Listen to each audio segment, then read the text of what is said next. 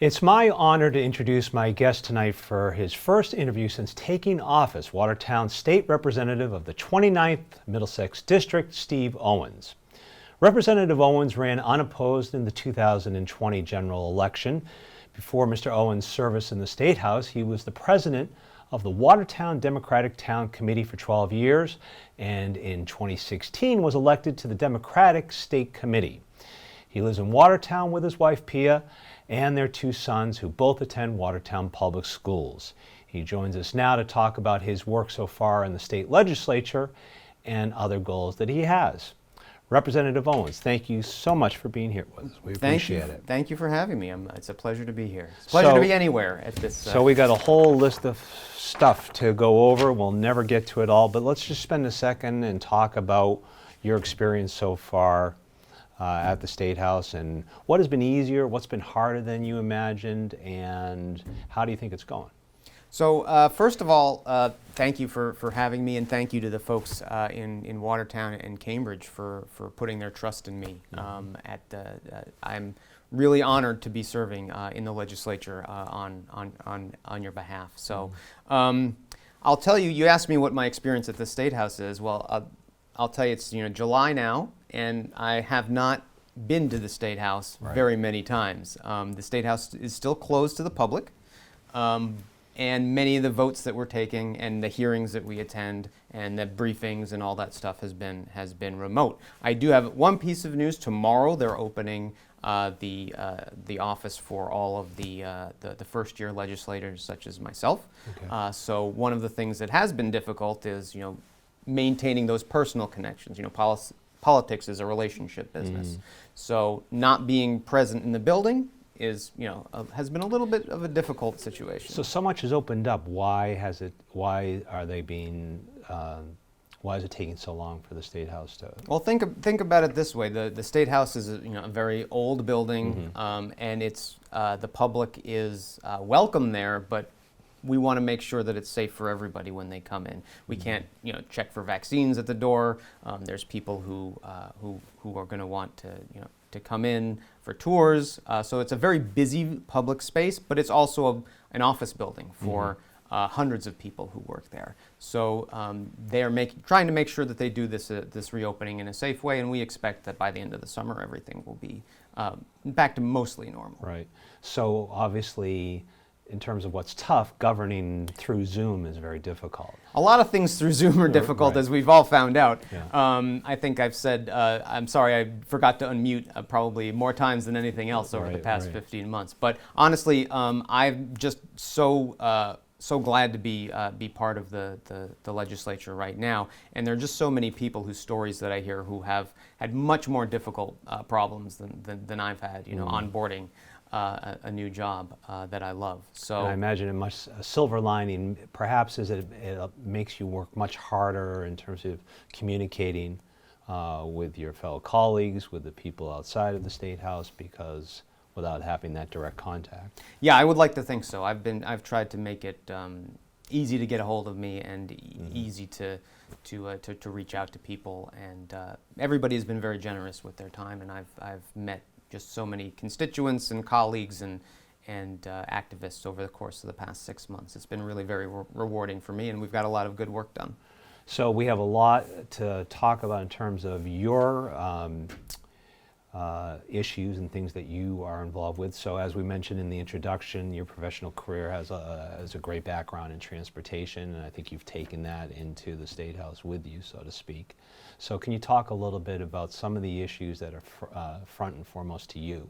Sure. With regards to transportation. Yeah, absolutely. I mean, I think transportation and climate really go hand in hand, right? Where most of our emissions are coming out of our tailpipes right now, especially in Massachusetts.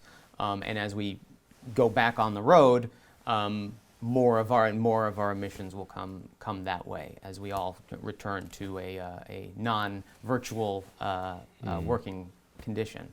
So I've been working on a lot of things, both on the policy side and on the just activism side.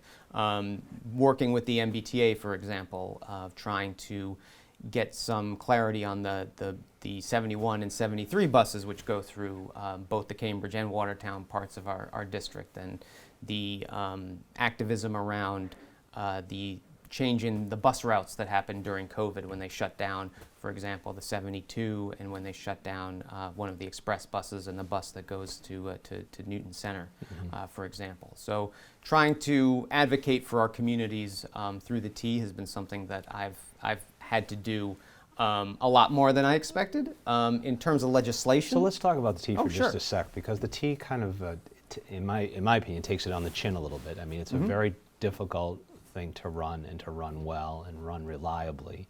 And you hear more about the T when it's not going or running well than when it is running well.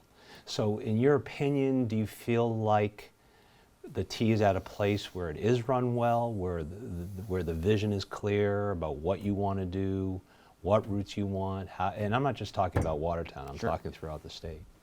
So there's a couple pieces to that. One is the T run well, and the T was put under the Fiscal Management and Control Board, as you may remember, after the 2015 snowstorms, and the T shut down for days around those. So they put in a new governance structure at that time.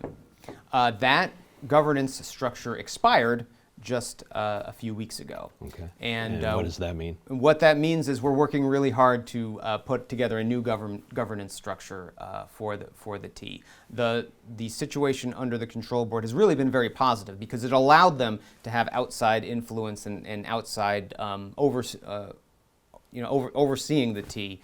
To make sure that they had that long-term vision, because they don't really do a lot of capital planning that's extremely long-term. So having a organization that was kind of above the general manager and making sure that the T was accountable to everybody who uses it and who relies on it, including the businesses who need workers to take the T. So that worked really well, and we're hopeful that in the next few days, I hope, we can pass a new governance structure for the T. Both the House and the Senate have passed their own versions of it, and we just need to come together and agree on the final version of the bill. And will that structure change anything drastically in terms of how things are set up now? Will it have any greater impact or lesser impact on things like safety and timeliness and all those issues that matter the most to people that take transportation? It will, and to put it in this way, it will in the sense that if that governance structure isn't there, we'll likely see a deterioration, is my view. So I think the structure has worked really well over the past few years, and really need to continue that. In terms of other things that I am hopeful to see with the MBTA, I've got a bill that I've filed to electrify all of the MBTA buses and rail lines, the commuter rail lines in particular. We've known through COVID, right, that air quality really matters. The places in Massachusetts with the worst air quality had the highest rates of COVID, for example.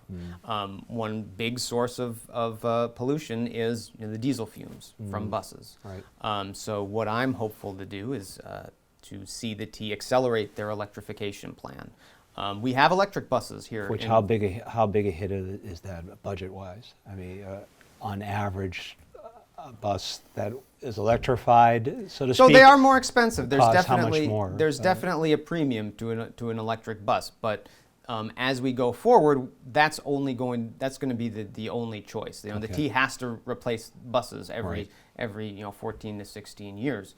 Replacing them with electric buses is going to have to happen. I mean, and so how do you do that and make bus service free, which is one of the things I see on a bullet point here that you're interested in trying to get done? Well, the answer to making so if you think about it this way, here in Watertown, if I take the 71 bus, for example, and I want to go to the State House, okay, so which I've done several times since getting elected.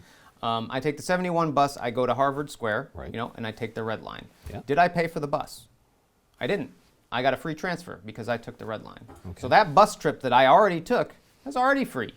And so many people in Watertown, in Belmont, in Cambridge, we get those free transfers. So the costs for a free bus are actually not as high as you would think, because so much of the system works as a system. It works as a comprehensive system where we're going from the outside to the And do you think to the the average light rail. do you think the average T rider or potential T rider doesn't know that?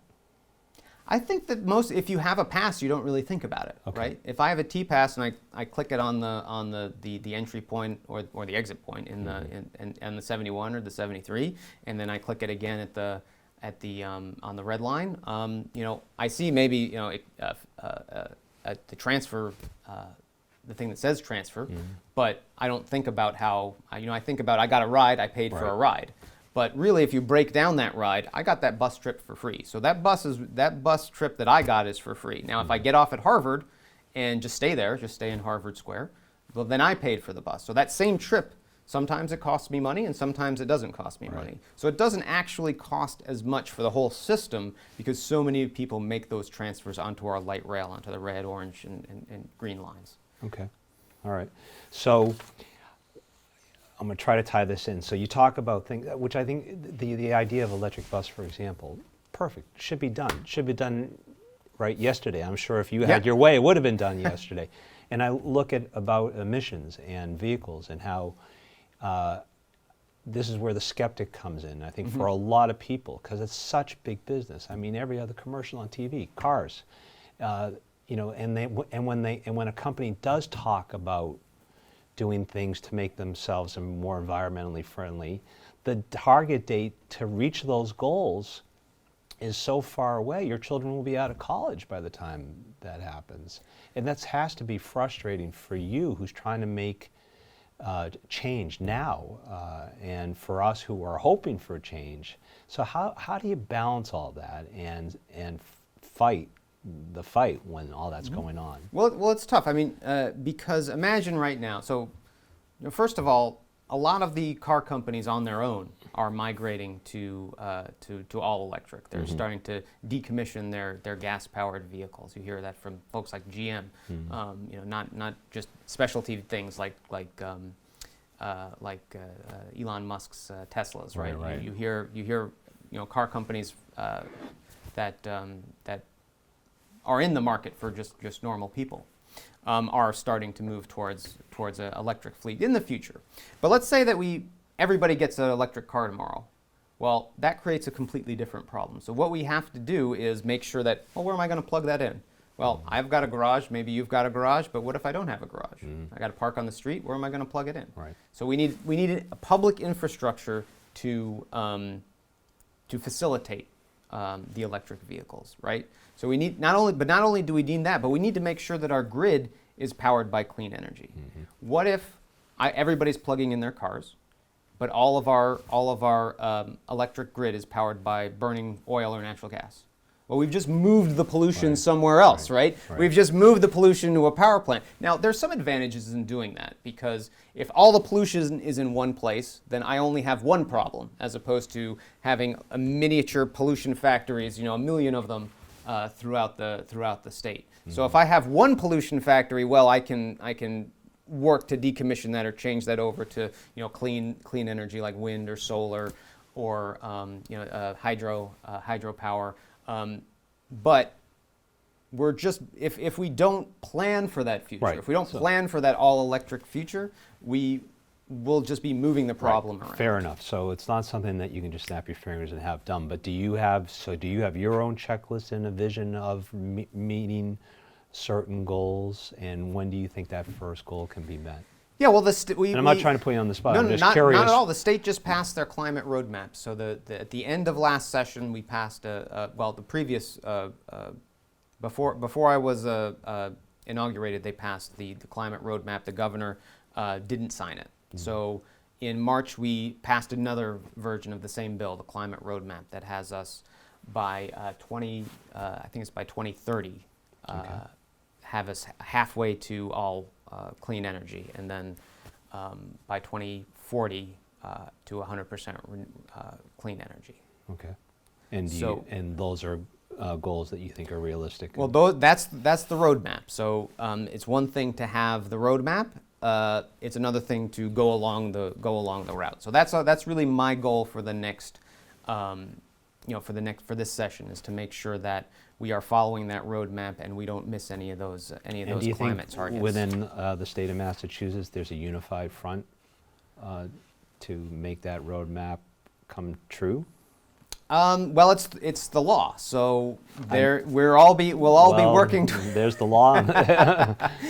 We'll all be working towards it. So there's a lot of effort. We just we've got the new permitted wind farms. We're hoping to see a big development in offshore wind coming forward.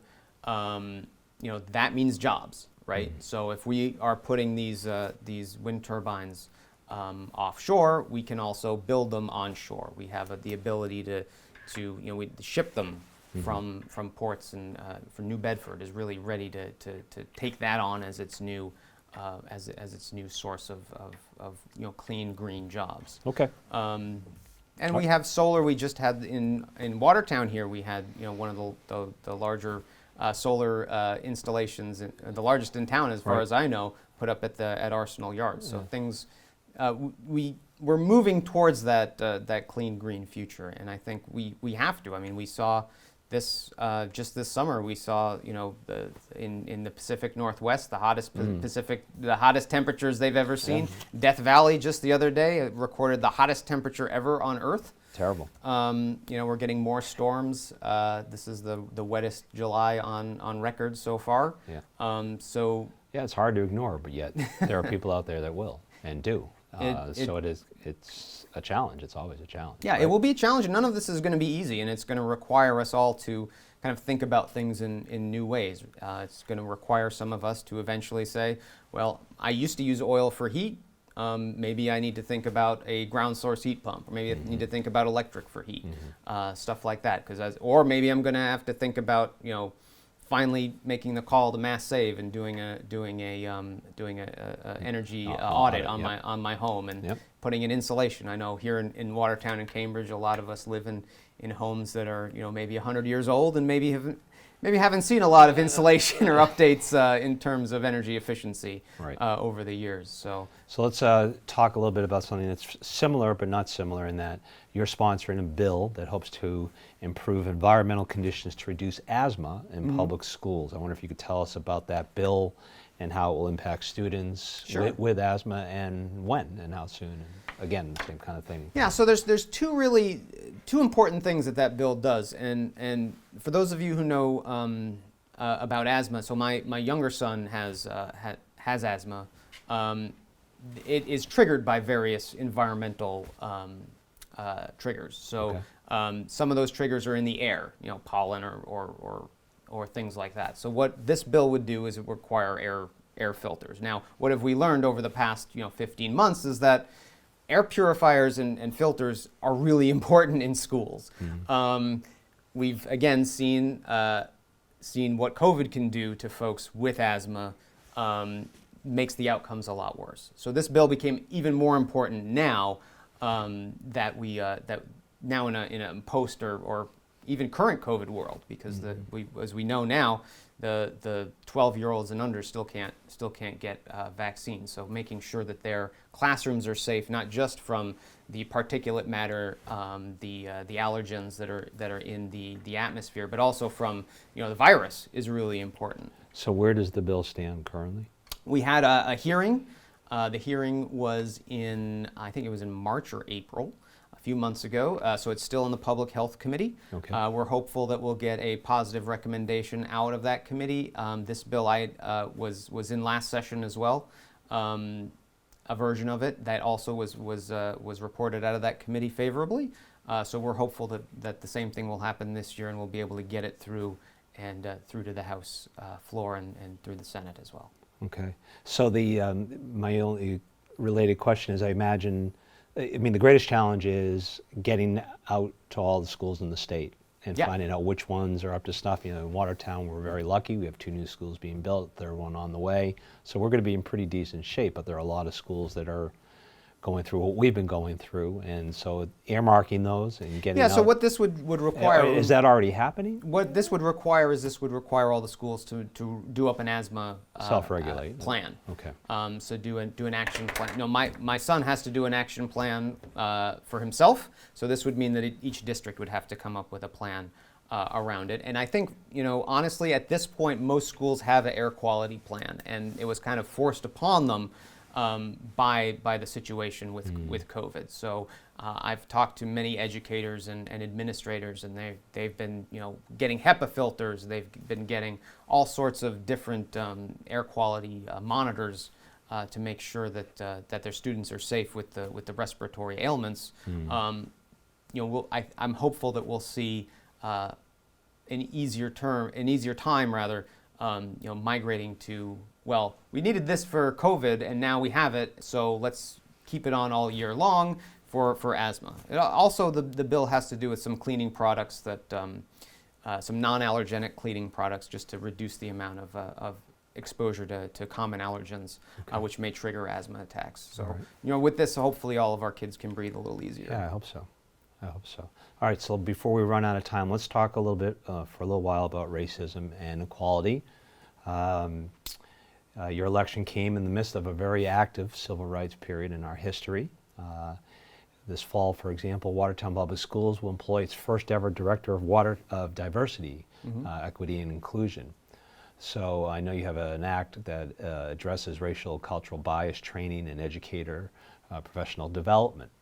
So I wonder if you could just touch on this subject and some of the bullet points for you, what's important in the year ahead that you're working on, and how you see this all going. How do you feel like we're moving in the right direction? I hope we're moving in the right direction, and I think Watertown specifically has been moving in a good direction, and the hiring at the school is really a very positive step for that, I think. There have been, my son's in middle school, my older son, there have been incidents at the middle school over the years of hate symbols and things appearing as graffiti in the schools, and we hear about it when it happens, and sometimes there are probably things that we'd never hear about, right? So I think that certainly in our schools it's really important to make sure the kids know that those things have consequences, right? The remarks, the racist graffiti, things like that, that has consequences for our other students, and Watertown is such a diverse town, particularly the school-age population. I think it's important for us all to step up and say, like, no, that's not okay. It's not okay to even if it's a joke, even if it's something like that. It's not okay for us to ignore racism in the schools or anywhere, really. So what do you want what would you see as this director of diversity? What would be this person's primary goals, in your opinion? Where do you want them to start? Well, I'll leave that up to the administration, but I would hope that we would look into diversity in hiring. It's been and this isn't a Watertown problem, but it's been a problem for a lot of suburban schools to recruit other teachers or administrators of color. I think students having teachers that look like them or come from similar backgrounds is important. Representation really matters, and that's something that I've come to understand over the past few months and years for that. The bill that I filed is just something that would require some sort of anti-racist training for teachers in their professional development.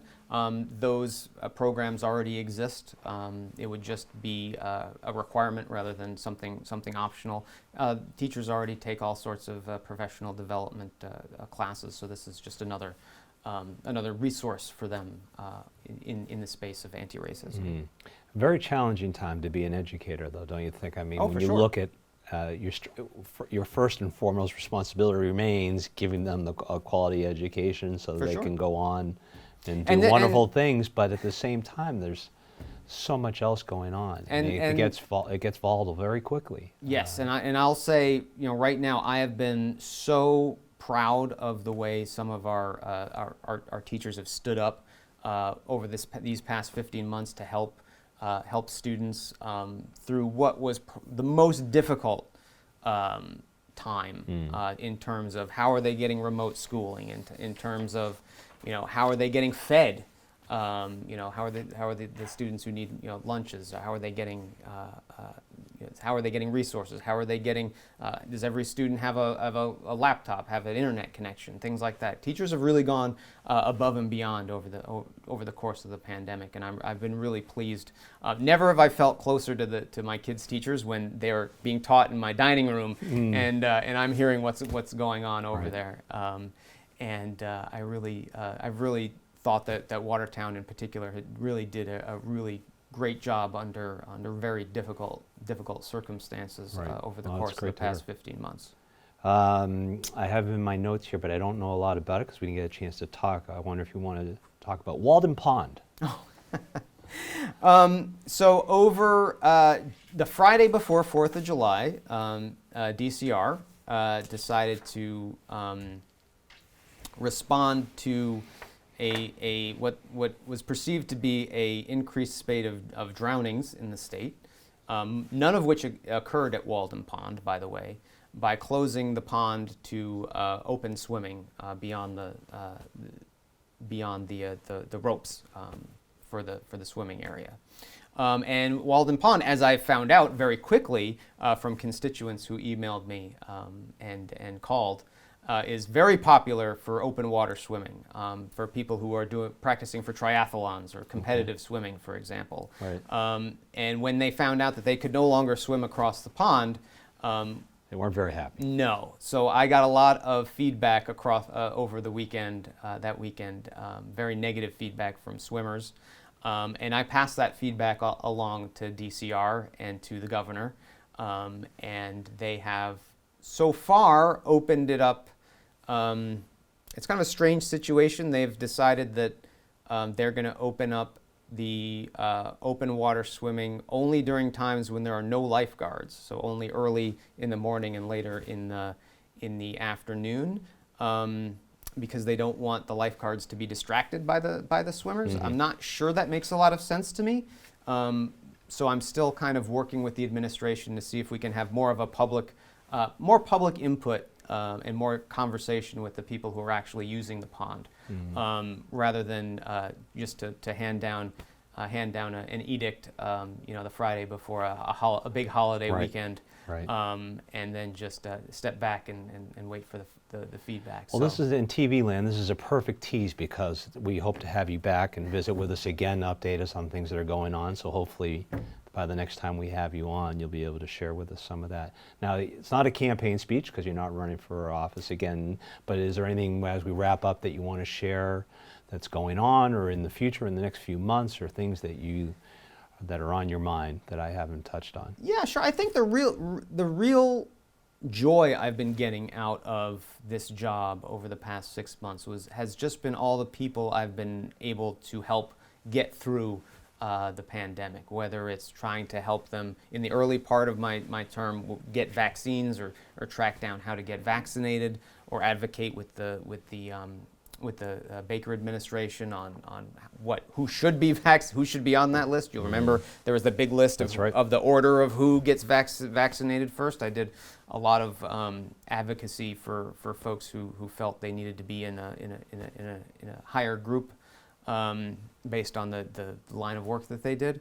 I've also been able to help so many people who have had trouble accessing unemployment benefits, or needed rental assistance, or people who are really struggling over the course of the pandemic. And it's been really very gratifying just to be able to help people. And if you don't mind, I'd love to remind the viewers here, if you need help, please reach out to your state representatives, your government representatives, either at the town level or the state level, because we may be able to help. We may be able to help, and that's really been something that I want more people to know, that they should reach out to their representatives, because we're there because you put us there. Yeah. And if we want to stay there, we better help you. So. And can you do anything about getting the sun to come out? I'll put in a word, but good. Steve, thank you very Thank much. you We so much. appreciate it, and we do hope Of you come course. back and visit with us Oh, I will. again. Don't All right. worry. So to keep up with the work of Representative Owens, you can visit his website at repsteveowens.com. Thank you for watching.